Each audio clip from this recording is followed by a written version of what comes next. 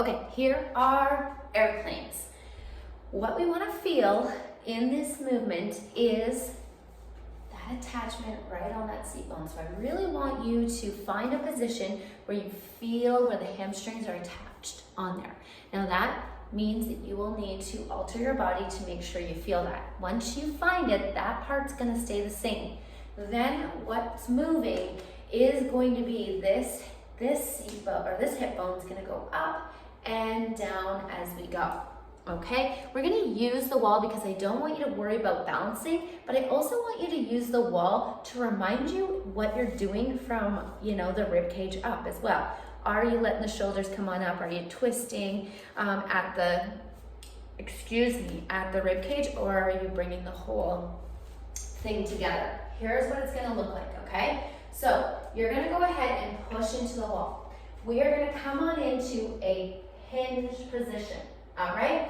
From here, we're going to go ahead and find that hamstring, right? Attachment on here. You're going to push away the wall and make sure you feel it. You might have a tendency to want to let that knee go forward, and I have mainly the weight in my ball of my foot. I want the weight kind of ball of the foot on, but also dragging that foot back so that you feel this in here.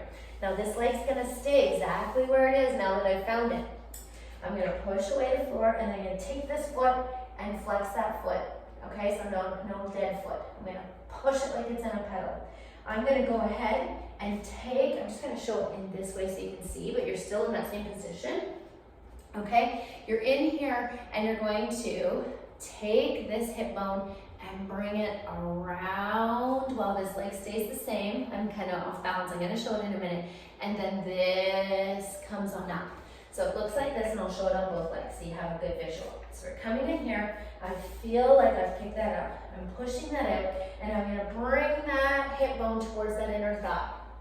Okay? I'm looking at the camera, but I still just want to make sure that I'm using good posture up in here. I don't want to come in like this.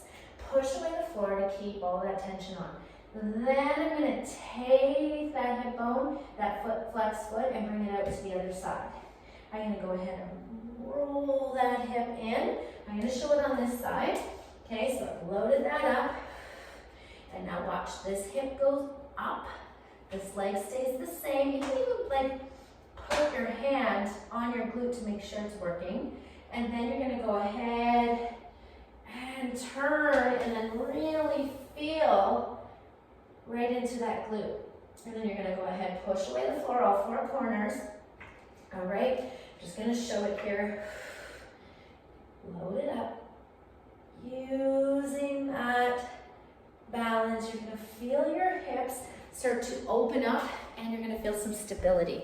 So have some fun with that movement. I know it's a longer video, but I really want you to make sure you're doing this one right and know where you want to feel it, because it's going to help you tap into your power, and you're going to feel some great sensations and a waking up of like, oh, that's how I access that part of my body. If we want to think about posture and being strong and strength within, most of us are not accessing our glutes or our lower abdominals. And imagine that is what connects our upper body and our lower body. And if we have a gap in our system, that's where injuries happen. Okay, so really important for you to really take your time and feel this and use it in a way that allows you to come into whatever it's coupled with. It's likely it's going to be coupled with squats or deadlifts or something that's going to remind you that, hey, my hips need to be able to move, and I need to be able to position and posture myself in a way that feels strong, okay? And that